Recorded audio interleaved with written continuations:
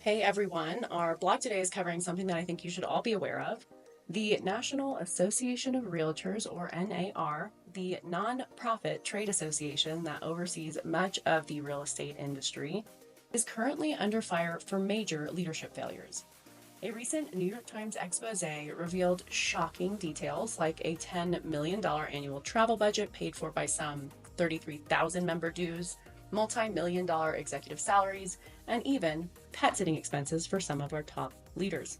On top of that, there's been a culture of harassment and intimidation that's been ignored for years.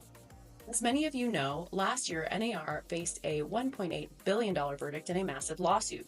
Most of those changes went into effect on August 17th of this year. However, the final proposed changes still need to be reviewed and signed off by the judge, which was set to happen as early as this week.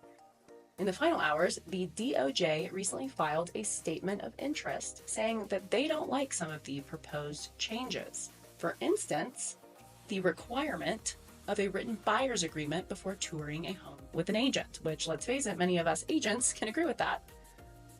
They also want to make sure that this settlement doesn't shield NAR from future antitrust lawsuits. Now, this goes beyond just lawsuits. This is about how poor leadership and lack of accountability are creating problems for buyers and sellers like you and agents like myself. I've broken this all down in this week's blog.